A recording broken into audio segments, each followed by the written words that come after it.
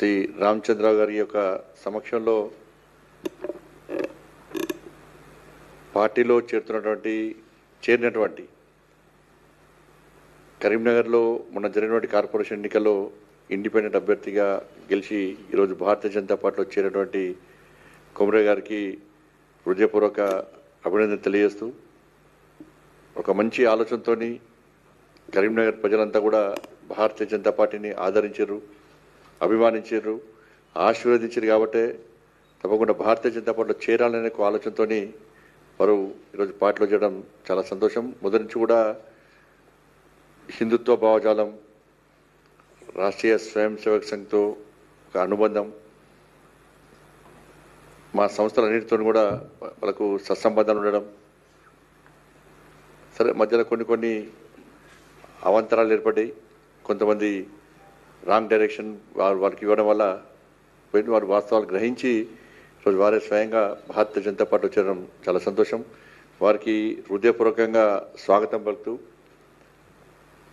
ముఖ్యంగా కరీంనగర్ ఇంతవరకు మనోరెడ్డి గారు చెప్పినట్టు మేయర్ ఎన్నికతో పాటు కరీంనగర్ కార్పొరేషన్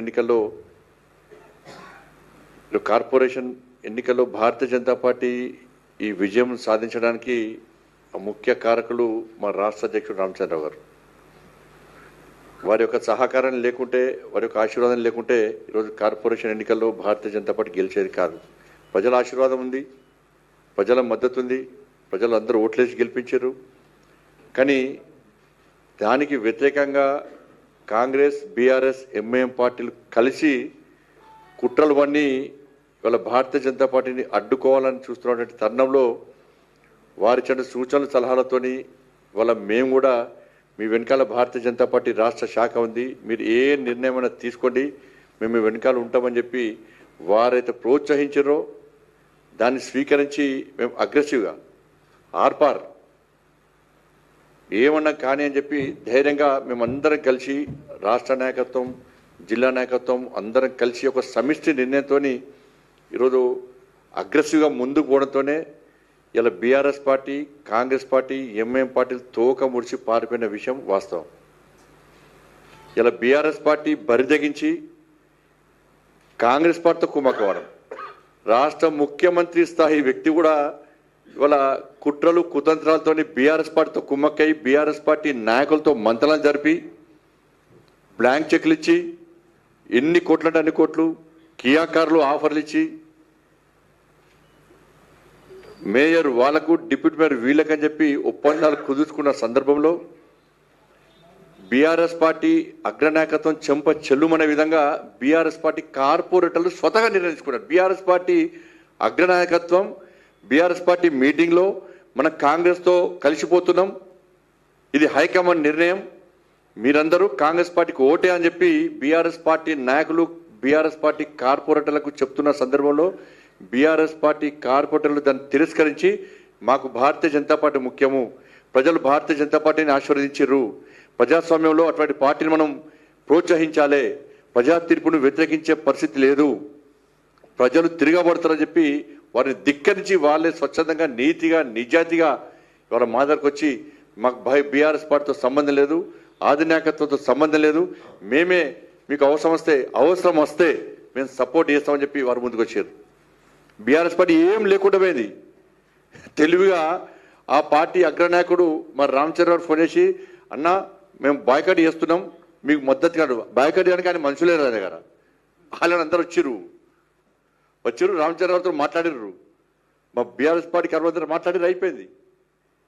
ఇక కాంగ్రెస్ పార్టీ వాళ్ళ అధికారం ఉందా లేదా ఇప్పుడే తెలుస్తుంది, వారికి ఇచ్చుకొని చూసుకోవాలి. అప్పుడప్పుడు మీటింగ్ అయ్యే వరకు కూడా మాకు బీఆర్ఎస్ పార్టీ సపోర్ట్ ఇస్తుంది, వాళ్ళు అదే భ్రమలో ఉన్నారు. వాళ్ళు మాకు బీఆర్ఎస్ పార్టీ పక్కా సపోర్ట్ చేస్తుందని చెప్పి కాంగ్రెస్ పార్టీ చెప్పి తిరుగుతున్నారు. ఇటువంటి పరిస్థితుల్లో వీళ్ళ మద్దతు వాళ్ళ మద్దతు లేకుండా కార్పొరేషన్లో భారతీయ జనతా పార్టీ స్వతహాగా ఇలా మేయర్, డిప్యూటీ మేయర్ యొక్క పదవులను ఇలా చేజిక్కించిన విషయం వాస్తవమే. కాబట్టి ఈ సందర్భంగా మాకు అన్ని విధాలా ఆదుకున్నటువంటి, మాకు ప్రోత్సహించినటువంటి రాష్ట్ర అధ్యక్షులు రామచంద్ర గారికి కరీంనగర్ భారతీయ జనతా పార్టీ కార్యకర్తల తరఫున మా అందరి తరఫున వారికి హృదయపూర్వక ధన్యవాదాలు తెలియజేస్తూ ఇదే స్ఫూర్తితోని నెక్స్ట్ జరిగేటువంటి జిహెచ్ఎంసీ ఎన్నికల్లో 70 లక్షల జనాభా ఉంటే దాదాపు 30 లక్షల మంది ముస్లింసే. ఇలా ఏ ముఖ్యమంత్రి అయినా కూడా ప్రజల కళ్ళలో ఆనందం చూడాలనుకుంటాడు. కానీ ఈ రాష్ట్ర ముఖ్యమంత్రి ఓవైసీ కళ్ళలో ఆనందం చూడడానికి ఇవాళ వాళ్ళ తాతలాస్తి రాసిచ్చినట్టు ఇలా ఎంఏఎం పార్టీకి రాసిచ్చినటువంటి పరిస్థితిని ఇలా భాగ్యనగర్ ప్రజలు ఎవ్వరు కూడా హర్షిస్తలేరు. చాలా ఆగ్రహంతో ఉన్నారు. ప్రజాభిప్రాయం లేదు, అఖిలపక్ష సమావేశం లేదు, స్థానిక ఎంపీ ఎమ్మెల్యేలకు అభిప్రాయం లేదు. ఏకపక్ష నిర్ణయంతో దారు స్థలం నుంచి వచ్చిన ఆదేశాలను పాటించి ఇవాళ 3 ముక్కలు చేయడం అవుతుందో దీనంతా సిగ్గులేని వ్యవహారం ఇంకోటి ఉండదు. తెలంగాణ రాష్ట్ర వ్యాప్తంగా ఎంఐఎం పార్టీ సపోర్ట్తోని బీఆర్ఎస్ పార్టీ సపోర్ట్తోని ఇవాళ వీళ్ళు ముగ్గురు ఒకటై భారతీయ జనతా పార్టీని అడ్డుకునే ప్రయత్నం చేశారు. వాళ్ళు దానికి కరీంనగరే నిదర్శనం. కానీ ఈ 3 ముక్కలు ఎందుకు చేసిండో ఇప్పటికీ రాష్ట్ర ముఖ్యమంత్రి ఇప్పుడు కూడా చెప్తలేడు. ఎవరి కోసం చేసిండో స్పష్టమైంది అది.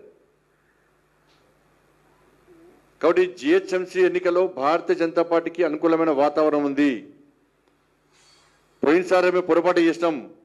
ఈసారి ఎట్టి బస్సులో రామచంద్రవారి నేతృత్వంలో జరిగిన ఎన్నికల్లో తప్పకుండా ఈ భాగ్యనగర్ గడ్డ మీద జిహెచ్ఎంసీ మీద కాశాప్ జెండా ఎగిరేస్తామని చెప్పి ఒక లక్ష్యంతో ఒక ఆలోచనతో భాగ్యనగర్ ప్రజలందరూ ఓటు బ్యాంక్ మారింది. కాబట్టి దానికి భయపడే ఓట్లను చీల్చడానికి, హిందూ సమాజాన్ని చీల్చడానికి ఈరోజు ఇలా రేవంత్ రెడ్డి సర్కార్ ఏదైనా కుట్రలు పడిందో ఇలా ప్రజలు గమనించాల్సిన అవసరం ఉంది.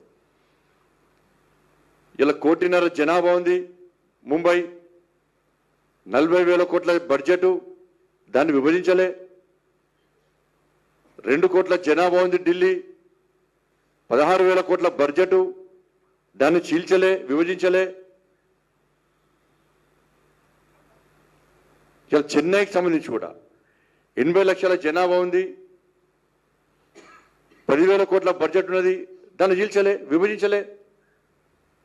ఇలా 2012లో షీలా దీక్షిత్ ఉన్నప్పుడు ఢిల్లీని 3 భాగాలుగా 3 కార్పొరేట్ చీల్చి విభజిస్తే 2022లో తిరిగి భారతీయ జనతా పార్టీ అన్ని విలీనం చేసింది. ఇక్కడ 1 కోటి మందికి దాదాపు సేవ చేస్తూ 8,000 కోట్ల బడ్జెట్ ఉన్నటువంటి భాగ్యనగరాన్ని చీల్చడానికి కారణం ఏందో రాష్ట్ర ముఖ్యమంత్రి చెప్పాలి. ఇలా ఇప్పుడు చూసిన మొద్దు శ్రీను ఏదైతే భావకళలో ఆనందం చూడడానికి చేసినట్టు ఇప్పుడు అందరూ భాగ్యనగర్ ప్రజలు అందరూ కూడా రేవంత్ రెడ్డి ముఖంలో మొద్దు శ్రీను చూసుకుంటున్నారు. ఇంత నిస్సిగ్గుగా ఇలా కాంగ్రెస్ పార్టీ ప్రభుత్వం ఒక వర్గాన్ని కొమ్ముగేయడం, ఒక పార్టీ చేతిలో కీలుబొమ్మగా మారి అధికారాన్ని ఏ విధంగా చేజిక్కించుకోవాలి, అధికారాన్ని ఏ విధంగా కాపాడాలని చెప్పి అలా ఆలోచించేటువంటి పరిస్థితిలో ఉందంటే ఇలా ప్రజాస్వామ్యం ఏ విధంగా నిలబడుతుందో ఒక్కసారి భాగ్యనగర్ ప్రజలు ఆలోచించాలి.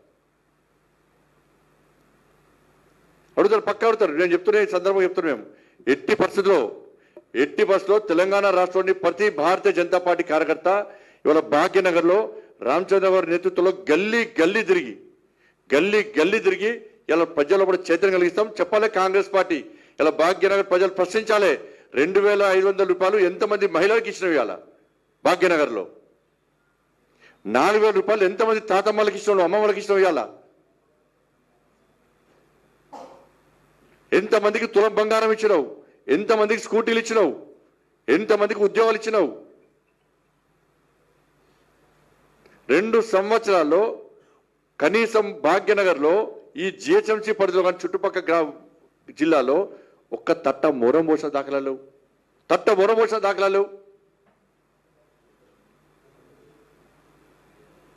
ఇవాళ తెలంగాణకు రాజధాని, తెలంగాణ రైజింగ్ అని చెప్పి గ్లోబల్ సమ్మిట్ పెట్టినావు. 5,70,000 కోట్ల రూపాయలు పెట్టుబడులు వచ్చినాయి. ఎక్కడున్నాయి అవి? 5,70,000 కోట్ల పెట్టుబడులు ఎక్కడున్నాయి? ఒక్క యూనిట్ అన్న ప్రారంభించినవా? ఒక్కరికైనా ఉద్యోగం ఇచ్చినవా? కనీసం దాని ద్వారా అందాల పూట్ల ఖర్చు పెట్టే పైసలు కూడా రాలే.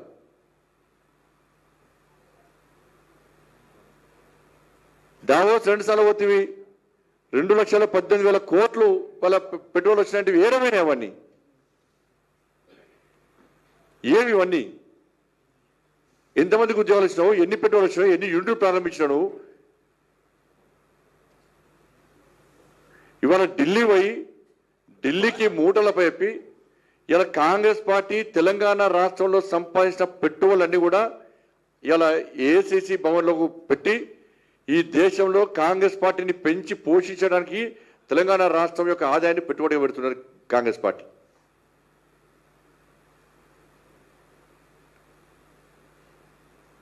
టీపీసీసీ కాదది,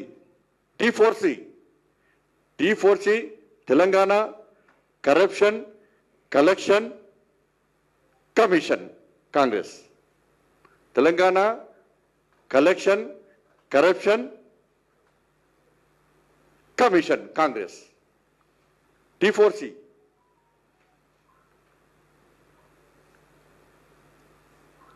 ఇలా అందుకే ఎట్టి బస్సులో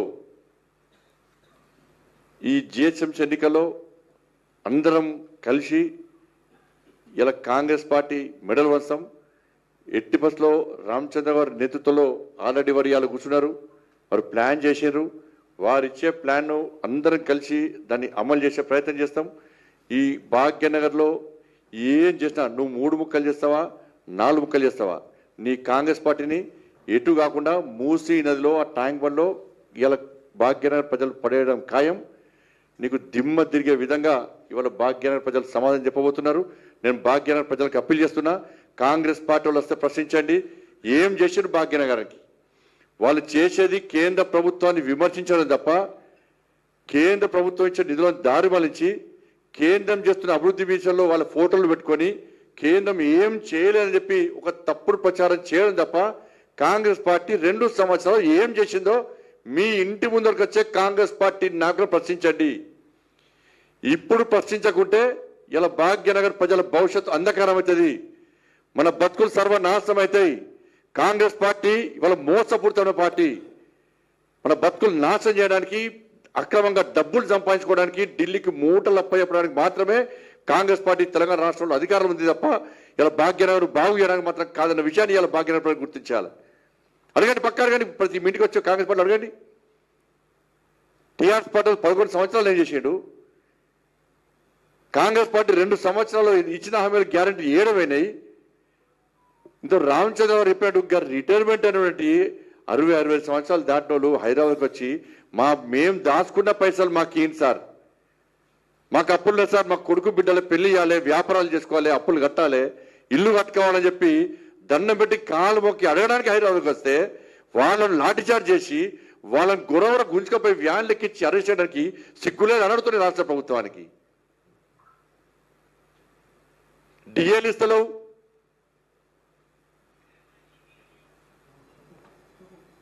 ఫీజు రియంబర్స్మెంట్ ఇస్తలేవు, ఆరోగ్యశ్రీ అటేవికింది. ఇలా ఎగ్జామ్స్ వస్తున్నాయి, ఎగ్జామ్స్ స్టార్ట్ అవుతున్నాయి. ఇలా యాజమాన్యాలు పిల్లలకు హాల్ టికెట్లు ఇస్తలేరు, వాళ్ళకు స్కూల్ నడుపుతా ఉంటే వాళ్ళకి పైసలు శాలరీస్ ఇచ్చపరచలేదు, ఇల్లు కిరాగట్టపరచలేదు, లోన్లను చెల్లించపరచలేదు. ఇన్ని సమస్యలు ఉంటే ఢిల్లీ పోయట సన్మానం చేసుకున్నాడు. ఢిల్లీ పోయి మరి రాహుల్ గాంధీ అడగాలి కదా, మరి బీసీ డిక్లరేషన్ ఏమైంది, ఎస్సీ డిక్లరేషన్ ఏమైంది, మీరు ఇస్తాను ఉద్యోగాలు ఏమైనాయి, 6 గ్యారెంటీలు ఏమైనాయి, గాడిని గుడ్డు చూపెట్టరు కదా. ఇవాళ ఏ గుడ్డు ఏ మొక్కలు చూపెట్టుకొని ప్రజలు ఓట్లాడతారు? ఇవాళ కేవలం కరప్షన్. మేము చెప్తున్నాం ఇవాళ ఎట్టి బస్సులో ఇదే రామచంద్ర గారి నేతృత్వంలో ఈ కాంగ్రెస్ పార్టీకి సంబంధించిన మంత్రులు మీ బండారం అంతా చిట్టా మా దగ్గర ఉంది, 100% చిట్టా ఉంది, ఇంకా తీస్తున్నాం. ఇలా కాంగ్రెస్ పార్టీకి సంబంధించిన ప్రభుత్వానికి సంబంధించిన మంత్రులు పడుతున్న అవినీతి సంబంధించి అన్ని ఆధారాలు సేకరించినాం, ఇంకా సేకరిస్తున్నాం, పక్కా సేకరిస్తున్నాం. వీళ్లకు కొంతమంది ఐఏఎస్ అధికారులు వీళ్ళకి చెంచాగిరి చేస్తూ మధ్యవర్తిత్వం వహిస్తూ వాడు సంపాదించుకుంటూ వీళ్ళకు ఆదాయాలను కూర్చిపెడుతూ ఏ విధంగా అక్రమాలు పడిపోతుందో వాళ్ళ రిపోర్ట్ కూడా ఉంది, వాళ్ళ రిపోర్ట్ కూడా మన దగ్గర ఉంది. పక్కా ఒక్కొక్క మంత్రికి వ్యతిరేకంగా పక్కా ఆందోళన చేపడతాం. మేము వాళ్ళ నియోజకవర్గాలు తిరగకుండా చేస్తాం, వాళ్ళ ఇండ్లను ముట్టడిస్తాం, వాళ్ళ కార్యాలయాలను ముట్టడిస్తాం, వాళ్ళ అవినీతి బండారం అంతా కూడా సమయం చూస్తున్నాం. వారి యొక్క ఆలోచన మేరకు, రామచంద్ర గారి ఆలోచన మేరకు తప్పకుండా చిట్టా వాళ్ళ ఇంటి ముందుకు వచ్చే వాళ్ళ చిట్టా బయటపడతాం. అన్నీ ఉన్నాయి. మీరు ఎవరో దగ్గర కమిషన్ తీసుకున్నారు. చాలా మంది మంత్రుల విషయంలో వచ్చి మాకు చూపడిన ఆడియో రికార్డులు కూడా ఉన్నాయి మా దగ్గర.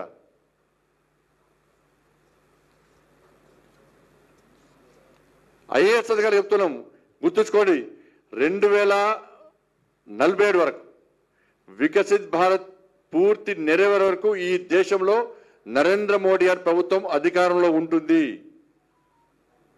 2029లో ఈ దేశంలో ఏ రాష్ట్రంలో కాంగ్రెస్ పార్టీ అధికారంలో ఉండదు.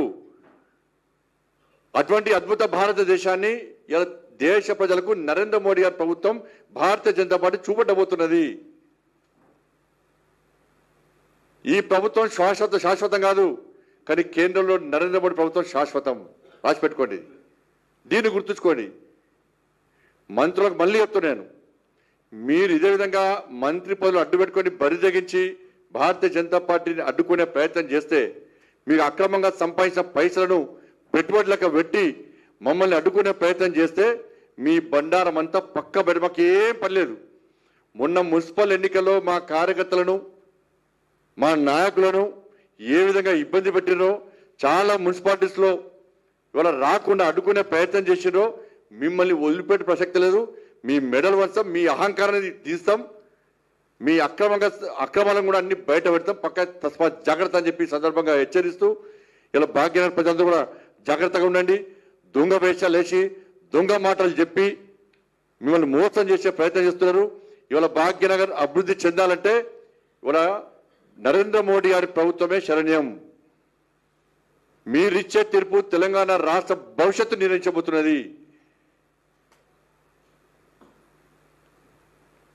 కాబట్టి ఈ సందర్భంగా భాగ్యనగర్ ప్రజలకు అప్పీల్ చేస్తూ, వరంగల్ కార్పొరేషన్ కానీ, జిహెచ్ఎంసీ ఈ మూడు కార్పొరేషన్లు కానీ, ఖమ్మం కార్పొరేషన్ కానీ, సిద్దిపేట కానీ ఎక్కడ ఎన్నికలు జరిగినా కూడా ఇలా భారతీయ జనతా పార్టీ విజయం తథ్యం. ఇవాళ అనేక ప్రాంతాల్లో చర్చ జరుగుతున్నది. మనం తప్పు చేసినాం, భారతీయ జనతా పార్టీకి ఓటేక తప్పు చేసినాం. ఇలా రాష్ట్రంతో ఒక్క పైసా ఇవ్వాలి, గ్రామ పంచాయతీకి ఒక్క పైసా ఇవ్వాలి, మున్సిపాలిటీకి ఒక్క పైసా ఇవ్వాలి, కార్పొరేషన్కి ఒక్క పైసా ఇవ్వాలని చెప్పి ప్రజలు ఆవేదన చెందుతూ ఇలా భారతీయ జనతా పార్టీకి అధికారం అప్పేపడే సిద్ధంగా ఉన్నారు. కాబట్టి ఆ దిశగా మేము అందరం పనిచేస్తాం. అసలైన తొలి వెలుగు. ఫాలో వాట్సాప్ @తొలి వెలుగు అఫీషియల్.